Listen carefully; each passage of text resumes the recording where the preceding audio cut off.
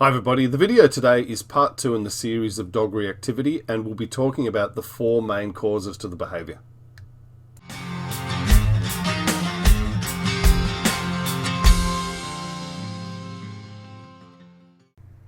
Hi everybody, I'm Claude from Canine IQ Dog Training. Thank you very much for coming back to my YouTube channel. I really appreciate your support. This is another video from my online course on dog reactivity, which I'm posting free on YouTube. Video 1, which I put up recently, was all about understanding how dog reactivity makes the dog feel in terms of a behavioural response. This video here, though, is all about trying to get a handle on the 4 main causes of why dogs are reactive in general, whether it's dog to dog or dog to human, and it's intended to give you a bit of more information on why they're doing the behaviours that they're exhibiting. So let's break this down and see how we can learn a bit more from it.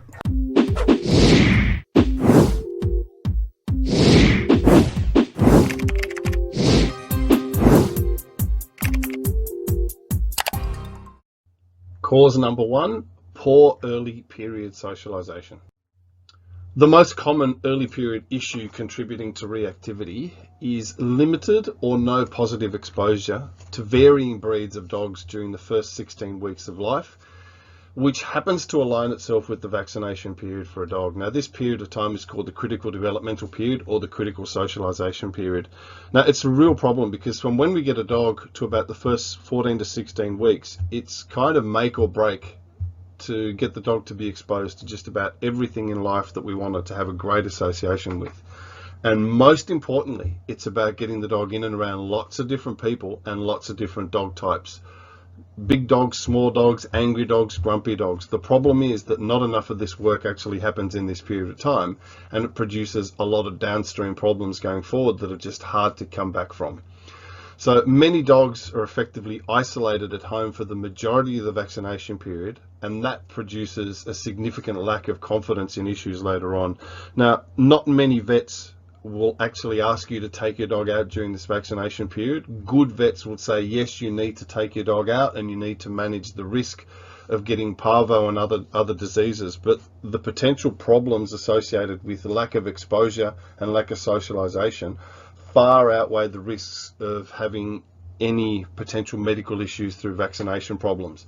So the problem is with being isolated is we don't get the exposure and the socialization and confidence development that's badly needed in this critical period.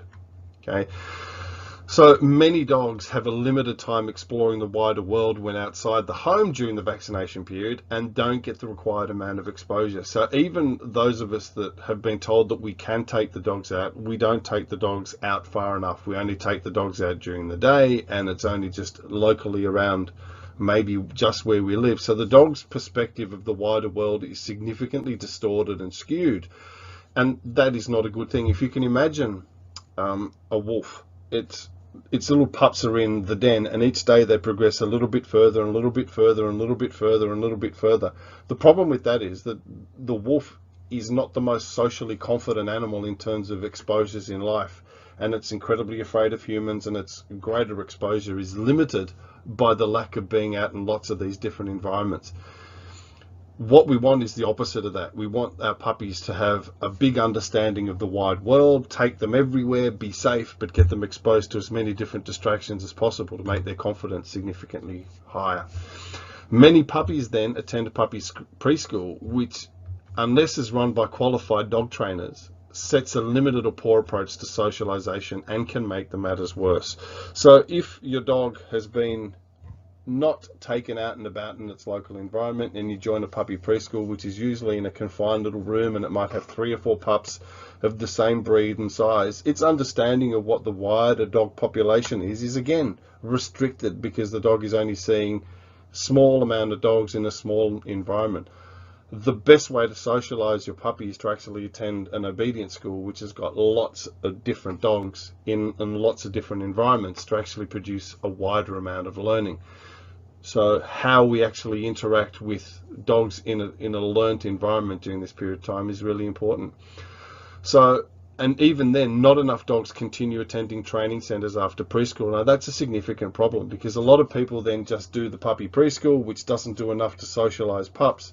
And then they think that because they've been told to, that's all that they need to do. So the dogs haven't had enough exposure or enough background, and then they try and go through life without having any of the skills that they need to deal with pressure. And we're effectively setting the dogs up to fail in the rest of their life because we haven't given them the tools and the socialization they need to go forward. So the best way to minimize reactivity issues with your dog going through life is to ensure that extensive early period socialization happens in a qualified obedience school with large numbers of breeds and dogs as early as possible. Now, many of the good obedience schools will have, you'll turn up on a particular Saturday and pups will turn up and they'll see maybe 50, 60 to 100 of the adult dogs training in one environment. So they go, wow, look at all these dogs. And then they get taken away to another part of the school where they're in and around their puppy mates in that particular class. And there might be 10 or 15, 20 other puppies, and the dog might be next to a schnauzer, might be next to a poodle, or it might be next to a German Shepherd puppy, and you'll have puppies that are 8 weeks and you'll have puppies that are 12 weeks. So they start to get this different perspective of lots of different breeds and lots of different ages and lots of different excitability, and all the time they're hearing all the adult dogs around them. That is a real world environment that produces the best possible start that you can give your puppies. But unfortunately, we either don't do it or we do something that's significantly reduced, like a puppy preschool, and effectively your dogs don't get the benefit of what they need at the earliest age. Cause number 2 is too much off-leash exposure. Off-leash parks are not socialization. They are the total opposite. And this is one of the things that I'm always trying to explain to my clients. Socialization is effectively learning how to interact with a living thing within constraints. So there are very little constraints applicable to an off-leash park, and that's effectively a problem.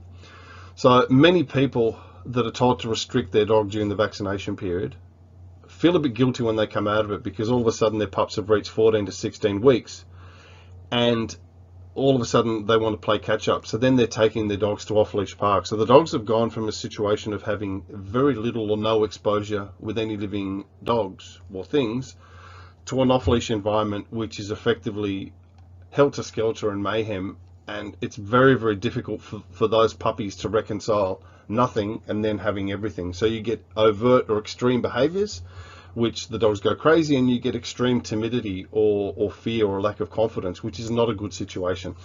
So the dogs, like I said, go from having no exposure to being thrown into a complicated mix of uncontrolled responses to behaviors of other dogs. And that is a bit of a problem, because not only have they not been around lots of different dogs, respectfully, they probably don't actually understand all the different behaviors or behavior responses that lots of other different dogs can produce. If they've attended a puppy school within a dog obedience program, they'll already have some form of understanding of how to relate. They'll be around dogs that are boisterous and dogs that are intimidated and dogs that are normal. So they'll have an understanding of how to relate. But if they've been isolated, they don't actually understand that these behaviors happen. And then they get thrown into a mix that it's all off leash now, and they simply just don't have the tools to respond. So dogs in off leash parks learn to deal with stress by their own impulsive actions, and as such learn how to deal with stress poorly. So you could effectively say that dogs in off leash environments make emotional decisions to situations that need a structural solution or a formal solution. So anything that's effectively impulsive and emotional has a high potential to produce ongoing problems going forward. And that's not a good scenario to learn how to interact with other dogs. So dogs in off-leash parks will effectively revert back to their default way to remove stress. So if I'm a dog and I've got strong herding backgrounds, then the way that I'll be dealing with the removal of stress is by herding, because that's my natural default behavior. If I'm a puppy that's got a short fuse and I learn to be reactive or aggressive to remove stress, well, then that's what I'll be practicing in an off-leash park. If I'm a dominant bully and that's what I do to remove pressure and stress, then that's what I will keep practicing to remove stress in an off-leash park. Dogs will not learn in an off-leash environment how to remove pressure or stress constructively.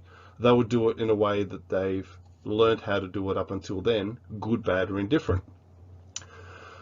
So when walking on leash, the dog is no longer able to adjust to stress freely, and we get on-leash reactivity in its place. Now, this is a really important thing because this dog that's been in an off-leash environment has learned to adjust to pressure accordingly. There's an expression called self-medicating, where I can go towards something that stimulates me, or I can go away from something that stresses me when I'm off-leash because I'm in control of what happens next. The minute you put me on leash, you restrict my ability to remove pressure in the way that I've learned. And all of a sudden, I'm now under additional stress because I can't do what used to work. And now I'm reactive or aggressive on leash. And that's a problem because all of a sudden, the dog's real problems are coming to the surface only because we put it on leash. It's a real problem that happens to most dogs that have got excessive exposure off leash. So off-leash activity must be carried out under controlled situations as best as possible to minimize risk. Now, there is some form of benefit in off-leash parks because dogs do learn how to get along with each other, but the vast majority of the behavior responses are emotional and impulsive, which can make the socialization problem significantly worse unless we control their behavior response in an off-leash park. So the few times I will take my dog to an off-leash park is to train my dog, and I'll let him run around with a few of the other dogs. And when I see him do a behavior that I don't like, I will interrupt it. I will come in and maybe tell him to sit, stand, or drop, and I will stop him from escalating that behavior. Trouble is, it's very, very hard to do that unless your dog has got a high degree of control, which is then difficult to implement if your dog is put in a situation where it can't learn. Cause number 3 is excessive territorial development. One of the things that we need to come to terms with is that all dogs are effectively territorial, some to different degrees. It's one of these instinctive behaviors that I talked about at the beginning, that all dogs have got a different degree of responses within all the instincts, but they all have a degree of territoriality that's attached to their behavior. So the way we as dog owners allow our dogs to react to territorial triggers teaches our dogs a lot about how to react to dogs in general. So those of you that have got a dog that hears the slightest sound and it runs and barks at the front fence whenever it hears that particular noise, and the more we allow the dog to do it, we are effectively saying to the dog, when you hear a noise, do that behavior, and that's actually a good thing for you because I'm allowing you to do it. Where it's appropriate, it's great, but where it's a problem, it's a problem, and unless we're there to change it continuously, it makes it very, very difficult, which leads on to the next thing. The worst situations for territorial behavior is where dogs are placed in locations where passers-by impact the dog, where it spends most of its time unsupervised. Now, if you happen to live on the side of a lane or on the corner of a busy street, and your dog is placed where it spends most of its time, so it sees people walking past or dogs walking past, it will spend the vast amount of its day-to-day life being territorial and actually learning how to be territorial or developing its territorial skills and actually getting more and more and more specialist at reacting that way because that's the environment that it's spending most of its time. And then when we want the dog to stop doing that behavior, it will effectively turn and look at you and say, hang on, that's all I know because this is the environment. So how we actually have our dogs relate to the wider community is an important thing with regards to territorial behavior. The same territorial behavior can also be extended to places we take our dogs on a regular basis, such as parks, local streets, or the entire neighborhood. So not only is your house a source of territorial behavior, but if you simply walk the same path or the same streets to get to the local areas that you want to take the dog, your regular path that you take to walk becomes an extension of your home. So there's a strong territorial element within that. And if you go to a local park on a regular basis, then the dog has a potential of territorial ownership over that, and it might be reactive or protecting its access to that park going forward. So understanding the impacts of territorial behavior is really important, because unless we get the dog to control those behaviors as well, we are effectively setting the dog up to fail in the big scheme of things. Last but not least is cause 4, which happens as a result of a traumatic incident, either being abused by a person or a dog-to-dog attack. So traumatic incidents, and we're going to be focusing today on ones that are caused through dog attacks, are very common, and effectively they are the hardest to overcome simply because of the amount of unknown variables that follow as a result.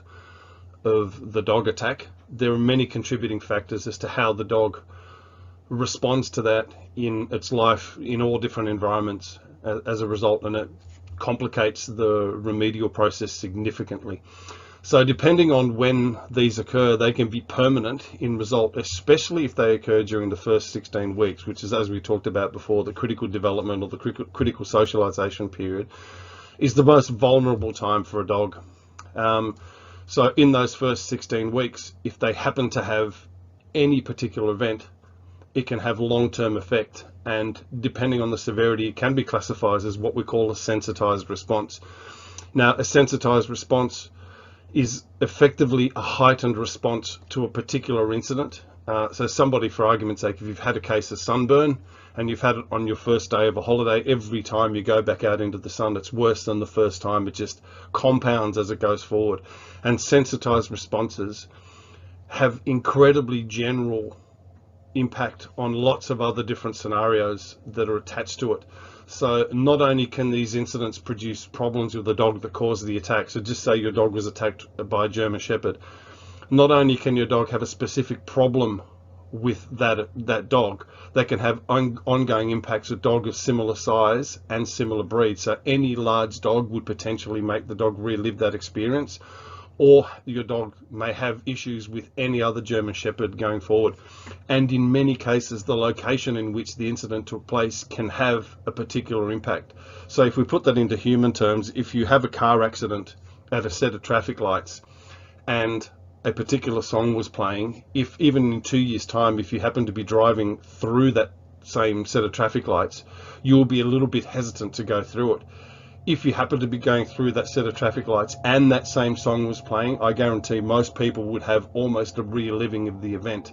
So that's effectively a sensitized response. So if your dog was attacked in a particular street, in a particular park, not only can it have an issue with the type of dog, it can have an issue with the type of size of dog, the breed of the dog, and potentially the location in which the incident took place, which is why traumatic incidents are incredibly hard to resolve, but they still need to be addressed in the wider picture of resolving dog-to-dog or dog-to-human reactivity, because they are quite common.